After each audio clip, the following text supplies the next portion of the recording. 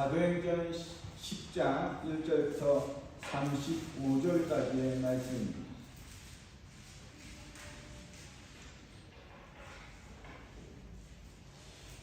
제가 먼저 1절 읽겠습니다. 가이사랴에 고넬료라 하는 사람이 있으니 이달리아 부대라 하는 군대의 백부장이라.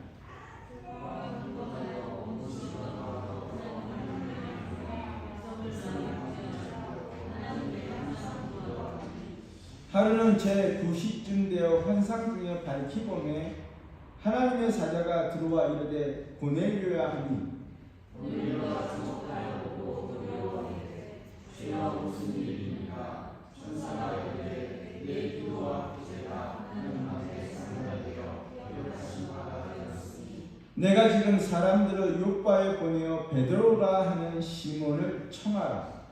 그는 운전하는 시몬의 집에 익숙하니 그 집은 그녀에 있다. 마침 말하던 천사가 떠나매 고넬료가 집안 하인 둘과 부하 가운데 경건한 사람 하나를 불러 이 일을 다 이루고 돌아와 보내라. 이튿날 그들이 길을 가다가 그 성에 가까이 갔을 그때 베드로가 기도하려고 지붕에 올라가는 그 시각은 제 6시더라. 그가 지나가려 먹고자 하매 사람들이 준비할 때 황홀한 중에 하늘이 열리며 한 그릇이 내려오는 것을 보니 큰 보자기 같고 네 길을 메어 땅에 들이웠더라. 그 안에는 땅에 있는 각종 밀랄 같은 짐승과 기는 것과 우주에 나는 것들이 있더라. 또 소리가 있을 때 베드로야 일어나 잡아먹으라 하거늘 베드로가 이르되 주여 그럴 수 없나이다. 속되고 깨끗하지 아니한 것을 내가 결코 먹지 아니하리이다. 또 두 번째 소리가 있을 때 하나님께서 깨끗하게 하신 것을 내가 속되다 하지 말라 하더라. 이런 일이 세 번 있으므로 그 그릇이 곧 하늘로 올려서 간다. 베드로가 본 바 환상이 무슨 뜻인지 속으로 의아해하더니 마침 고넬료가 보낸 사람들이 시몬의 집을 찾아 문 밖에 서서 불러보되 베드로야 시몬이 너를 기술하냐. 베드로가 그 환상에 대하여 생각할 때 성령께서 그에게 말씀하시되 두 사람이 너를 찾으니 일어나 내가 의심하지 말고 함께 가라. 내가 그들을 보냈습니다. 베드로가 내려가 그 사람들을 보고 이르되 내가 곧 너희가 찾는 사람인데 너희가 무슨 일로 왔느냐. 그들이 대답하되 백부장 고넬료는 누구이며 하나님을 경외하는 사람이라. 유대로 우리 속에 칭찬하더니 그가 거룩한 천사의 지시를 받아 당신을 그 집으로 청하여 말을 들려 하느냐 하되 베드로가 불러들여 유숙하게 하니라. 이튿날 일어나 그들과 함께 갈새 요바에서 온 어떤 형제들도 함께 가니라. 이튿날 가이사랴에 들어가니 고넬료가 그의 친척과 가까운 친구들을 모아 기다리더니 마침 베드로가 들어올 때 고넬료가 맞아 발 앞에 엎드려 절하니 베드로가 일어나되 일어서라 나도 사람이라 하고 더불어 말하여 들어가 여러 사람이 모인 것을 보고 이르되 이들이 일어서 하나님과 대하여 가까이 한 것이 이거를 그들과 알거니와 하나님께서 내게 지시하사 아무도 속되다 하나 깨끗하지 않다 하지 말라 하시고 부름을 사양하지 아니하고 왔노라. 묻노니 무슨 일로 나를 불렀느냐. 고넬료가 이르되 내가 나를 전 남각까지 제 집에서 제 90주를 하는데 갑자기 한 사람이 빛난 옷을 입고 내 앞에 서서 말하되 고넬료야 하나님이 내 기도를 들으시고 내 구제를 기억하셨으니 사람을 요바에 보내어 베드로라는 시몬을 청하라. 그가 아삭과 부장이 시몬의 집에 있었느니라 하시고 내가 곧 당신에게 사람을 보내었는데 오셨으니 잘하였나이다. 이제 우리는 주께서 당신에게 명하신 모든 것을 듣고자 하여 다 하나님 앞에 있나이다. 베드로가 이르되 내가 참으로 하나님은 사람의 의로를 보지 아니하시나니 같이 읽겠습니다. 각 나라 중 하나님을 경외하며 의를 행하는 사람은 다 받으시는 줄 깨달았노라. 아멘. 저는 가끔 침대에 누워서 휴대전화로 유튜브를 종종 봅니다.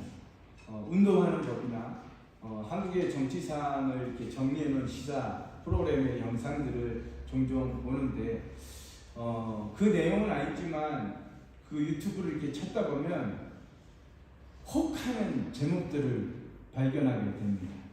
당신도 이 영상 보면 당신의 문제를 해결할 수 있다든가, 당신도 이 영상으로 인생 고수가 된다거나, 혹은 성공의 비법이나 당신이 궁금해하는 의문이 나는 그 질문에 이 영상만 보면 속 시원하게 해결해 드립니다. 물론 그 내용은 잘 모르지만 그 제목만 보면 우리의 마음을, 제 마음을 혹하게 하지요. 그런데 가끔 교회에서 우리의 마음을 혹하게 하는 그런 슬로건들이 등장합니다. 부흥회라든가 신앙 세미나 같은 데 보면 당신도 기도 응답을 받을 수 있다. 이렇게 하면 기도 응답을 받는다. 혹은 하나님의 축복의 비결은 이것이다. 이런 식의 제목으로 우리의 마음을 혹하게 하지요. 혹시 성도 여러분, 여러분들도 성공의 비결이나 복받는 비법에 대해서 알고 싶으십니까? 표정을 보니까 우리 교회는 별로 그런 거에 관심이 없어 보이는데, 성경도 그렇게 우리에게 이 세상에서 복받는 비결이라든가 하나님을 경험하는 법에 대해서 분명히 이야기합니다. 그게 뭐냐? 그게 바로 순종이라는 겁니다. 성경은 우리에게 이야기하죠. 하나님께 순종하고 하나님의 말씀을 따르면 너희 가정에 천대에 이르기까지 하나님의 복을 받을 것이며 나가도 복을 받고 들어와도 복을 받고 너희 집에 있는, 너희 집 부엌에 있는 떡반죽 그릇까지도 복을 받는다라고 말씀하십니다. 그리고 성경에 보면, 성경에 나오는 그 수많은 사람들, 하나님을 경험하고 하나님의 기적을 만나고 불가능한 것을 현실로 경험한 사람들, 혹은 그 사람들이 그렇게 살 수 있는 경우는 그들이 하나님께 순종했기 때문입니다. 즉 하나님께 순종하기 때문에 바다가 갈라지는 것을 봤고 병이 고침을 받는 것을 경험했고, 또한 불가능한 전쟁에서 승리를 경험하기도 했습니다. 즉 성경이 우리에게 한결같이 말씀하는 건, 너희가 너희 인생에서 하나님을 경험하고 또 하나님의 복을 누리고 살기를 원한다면 어떤 경우에 있든지 간에 하나님께 순종해야 한다고 가르치고 있다는 겁니다. 그러니 순종이 하나님의 복을 소유하고 하나님의 기적을 만나는 비결이라면 순종이 쉽다? 어렵다? 그 대답은 여러분의 신앙적 수준에서 스스로 대답해 보시기를 바라고, 다만 우리 인생에서 내가 순종에 대해 어떤 태도를 택하고 있느냐, 어떤 태도를 정하고 있는가를 한번 살펴보실 필요는 있습니다.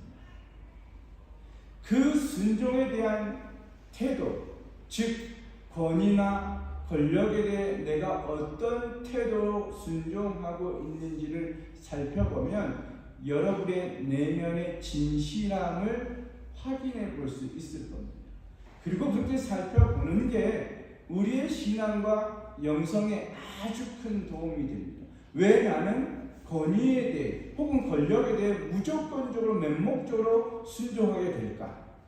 혹은 반대로 나는 왜 권위에 순종하는 게 불편하고 부정적인 입장을 취하는가를 살펴보면 우리의 내면을, 속마음을 살펴볼 수 있는 기회를 줍니다.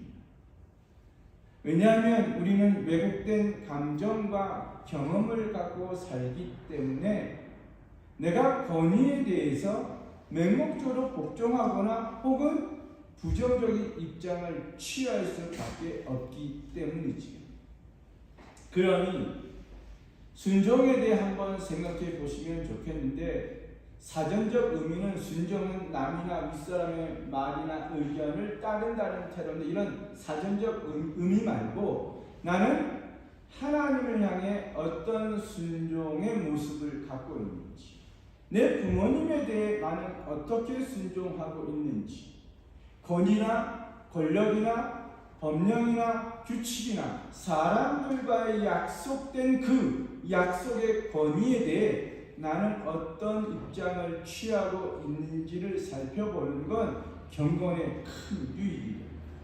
그리고 우리가 법이나 질서나 규범에 대해 순종하는 태도나, 그리고 부모님에 대해, 양육자에게 혹은 권위자에게 대하는 순종의 태도가 하나님 앞에서의 순종의 모습을 결정지을 수 있는 가능성이 크기 때문입니다. 그러니 한 번쯤은 내가 순종에 대해 어떤 태도를 취하고 있는지, 나의 순종은 어떤 모습인지를 살펴보시면 참 좋겠다 생각합니다. 아무튼 성경은 순종이 하나님의 기적을 만나고 하나님의 복을 누릴 수 있는 비결이다 라고 말씀하면서 순종이 하나님을 향한 우리의 근본적 태도를 보여준다 이야기하죠. 오늘 말씀에서 우리는 이렇게 하나님의 말씀에 순종한 한 사람을 만납니다. 베드로죠. 베드로는 예수님을 3번이나 모른다고 부인한 사람입니다. 그럼에도 불구하고 예수님은 너의 이름과 너의 신앙 고백 위에 교회를 세우겠다라고 말씀하셨죠. 그래서 베드로는 초대교회의 영적인 순결함과 복음의 진리를 지키는데 가장 이바지했던 사람 중에 한 사람이었습니다. 바로 그런 사람에게 하나님은 환상을 보여주셨습니다. 그 환상은 우리가 함께 읽은 말씀처럼 보자기에 각종 짐승을 담아 보여주시면서 베드로와 이것을 잡아 먹으라 라고 말씀하셨습니다. 그런데 베드로는 안 됩니다 라고 완강히 부인하지요. 그것도 3번씩이나.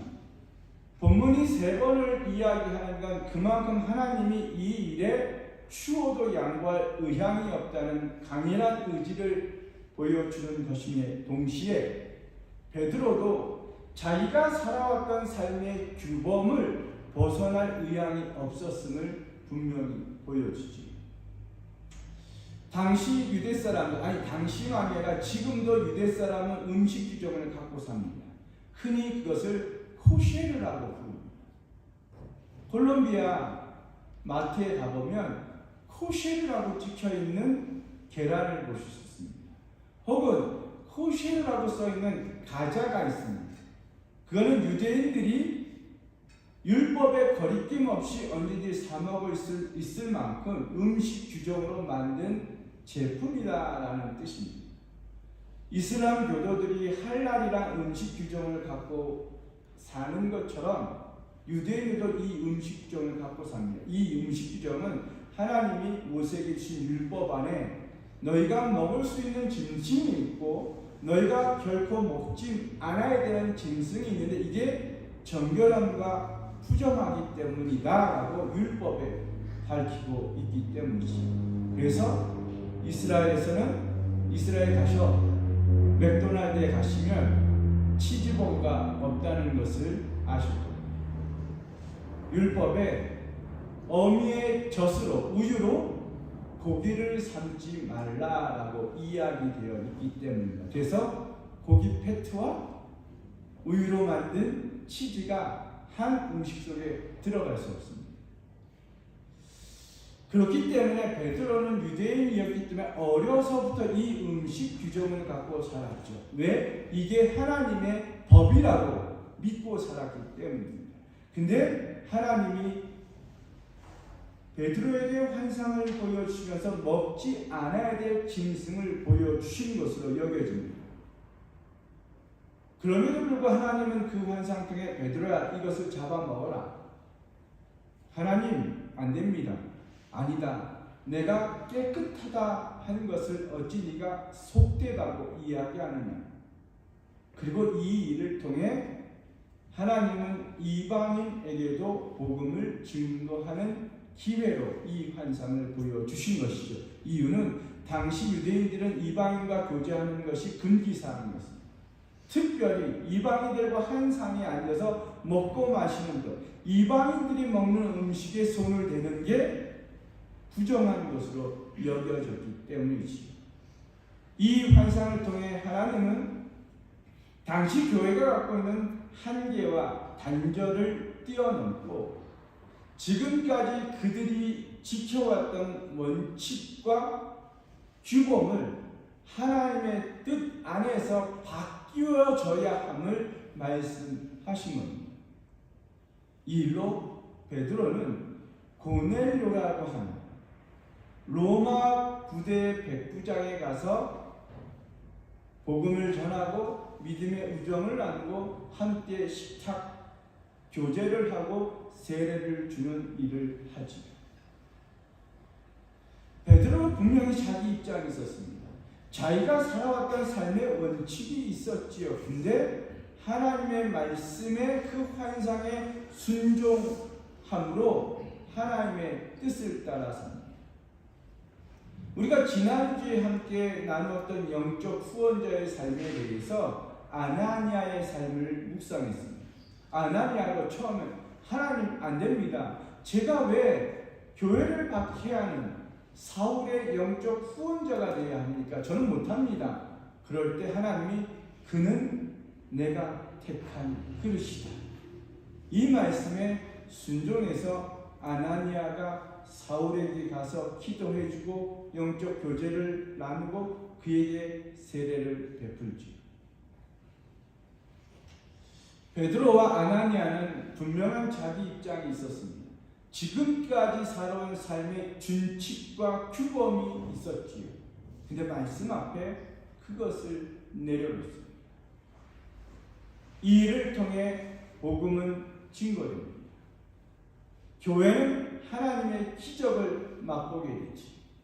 그리고 나아가서 교회의 그 한계성과 지경을 넓혀 이방인에게도 복음이 증거되고 오늘 우리가 이곳에 예배드릴 수 있는 그 처음이 바로 오늘 본문에 나오는 베드로와 지난주에 우리가 함께 나오는 아나니아라는 이 두 사람의 삶을 통해 복음이 우리에게까지 전달되었다는 것. 성도 여러분, 우리 교회가 영적으로 성장하고 영적으로 부흥하기 위해 필요한 것이 있다면 무엇이라고 생각이 되십니까? 여러분이 지금까지 살아오는 삶이 좀 새로워지고 달라지고 싶고 이전에 살았던 삶보단 좀 나은 삶을 살기를 원하신다면 필요한 게 무엇이라고 생각을 하십니까? 세상에선 어떤 삶을 사는지는 모릅니다. 세상에서 성공할지 내가 던지는 그 투자가 성공할지 안 할지는 모릅니다. 그러나 우리가 신앙 안에서 교회 안에서 하나님과 더 동행하는 삶을 살 때 내가 더 하나님을 풍성하게 누릴 수 있고 하나님께서 약속해 주신 그 기적과 같은 일을 경험하기 원한다면 우리에게 필요한 것이 무엇이라고 생각이 되십니까? 바로 순종입니다. 순종해야 하나님을 만나는 것이고 하나님께 순종해야 하나님의 기적을 경험하고 우리의 일상의 삶에 하나님을 경험할 수 있는 겁니다. 그런데 여기서 오해하지는 마십시오. 우리의 순종의 그 처음이 완벽할 거라고 생각하지 마십시오. 성경에 나오는 모든 순종은 몇몇 경우를 제외하고 그 처음은 항상 불완전했습니다. 오늘 말씀에 34절에 보면 하나님은 외모를 취하지 않는다. 즉 이 말을 하나님은 우리의 마음을, 내면을, 진심을, 정성을 보신다는 뜻입니다. 그러니 우리가 하나님께 순종할 때는 겉모양이 아니라 우리의 마음이 온전하고 순전하게 하나님께 순종해야 한다고 생각하지요. 맞는 말이긴 하지만 순종의 처음이 그렇게 시작한 법은 별로 없다는 겁니다. 물론 내가 하고 싶은 일과 하나님께서 원하시는 것이 같은 방향이면 순종하기 쉽습니다. 내가 원했던 삶인데 하나님이 이걸 요구하시네. 그 삶을 따라, 그 말씀을 따라 사는 것 쉽지요. 근데 내가 생각하는 것, 내 주장, 입장, 내가 소중하게 여기는 것과 하나님께서 요구하시는 것이 방향이 다르면 순종하기 어렵습니다. 그런데 성경에 나오는 그 수많은 사람들이 하나님께 순종한 경우는 처음부터 완벽하지 않았습니다. 여전히 불평스럽고 여전히 불편했고 여전히 하나님의 요구가 의심스럽고 여전히 내키지 않는 마음이었지만 순종은 했냐 안 했느냐의 문제입니다. 성경에 나오는 그 수많은 사람들의 순종의 처음은 불안했습니다. 불완전했죠. 여전히 의심스럽고 하나님을 신뢰하지 못합니다. 그런데 그런 마음으로 순종했더니 순종의 과정을 통해 순종은 완성되고 그 결과로 하나님을 경험하고 하나님의 기적을 맛봤다는 겁니다. 바닥에 지팡이를 내던진 모세가 그랬습니다. 문둥병에 걸린 나만 장군이 그랬지. 울며 씨를 뿌리는 사람이 그런 삶을 살았습니다. 오늘 본문에 나온 베드로도 빈 그물이었지만 말씀에 의지해서 그물을 던졌을 때 하나님의 기적을 만났습니다. 그들의 처음의 순종은 불완전했습니다. 여전히 의심스러웠죠. 근데 그렇게 순종이 시작된다는 거예요. 하나님께서 우리에게 요구하시는 삶, 하나님께서 우리에게 늘 보여주는 삶은 그 삶에, 그 말씀에 순종한다는 것은 내 것을 내려놓는다는 겁니다. 그게 쉽지 않습니다. 교회에서 순종에 대해서 그렇게 많이 이야기하지만 이 처음이 불완전하게 시작된다는 이야기는 잘 하지 않지. 그러나 기억하십시오. 순종의 처음은 내키지 않음으로 시작됩니다. 그런데 그렇게 살다 보니 그 과정을 통해 순종이 완성되고 그 완성된 순종을 통해 우리가 하나님의 기적을 만나고 하나님이 정말 살아계시는 문화를 경험하게 된다는 것입니다. 성경에 나오는 많은 사람들 중에 순종한 사람이 참 많이 있지요. 근데 이 사람들 중에 으뜸인 사람, 성경에 나오는 순종한 사람들의 서열을 매기거나 순위를 매기면 저는 이 사람에게 1등의 자리를 주고 싶은 사람이 있습니다. 그 사람이 누구냐? 요한복음에 나오는 죽었다 살아난 나사로라는 사람입니다. 나사로는 죽었습니다. 죽은 지 4일이 지나서 그 몸에 냄새가 나기 시작합니다. 그런데 예수님께서 그에게 오시더니 나사로야 나오라라고 말씀하십니다. 이에 나사로는 순종해서 붕대를 감은 채 무덤에서 걸어 나오지. 이 광경을 본 동네 사람들은 잔치가 벌어졌을 겁니다. 축제였겠죠.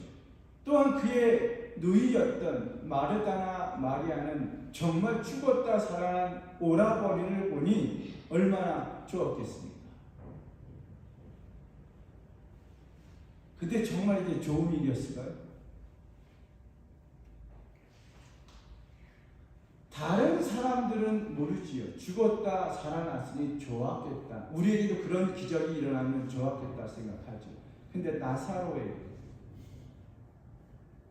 나사로가 죽은 지 4일이 됐습니다. 그 4일 동안 어디 있었겠습니까?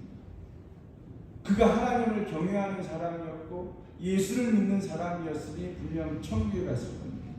천국에 하나님의 영광을 받겠지요. 그렇게 보고 싶었던 믿음의 조상 아브라함도 봤을 겁니다.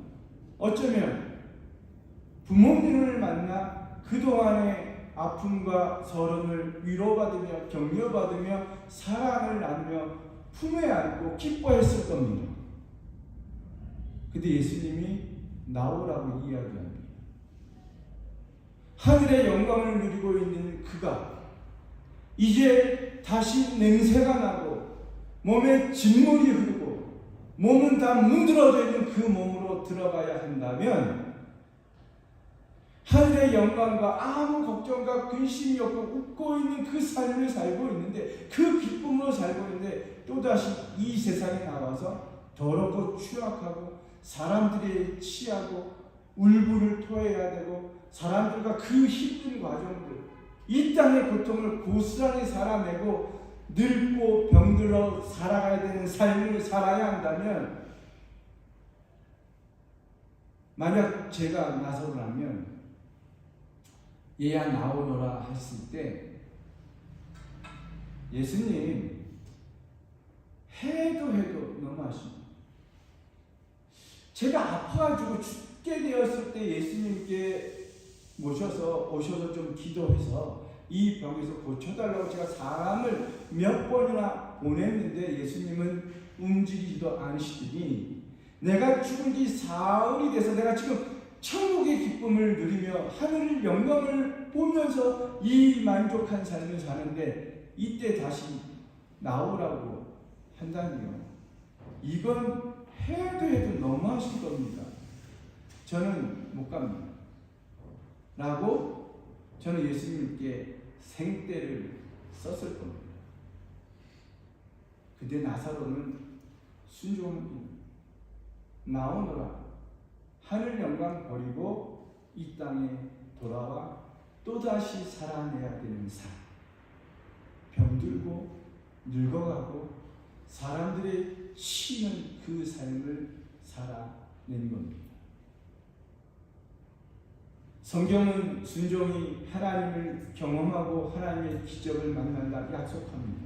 그것이 우리가 하나님을 향한 가장 근본적인 태도라고 가르쳐 줍니다. 그러나 때때로 순종은 어렵습니다.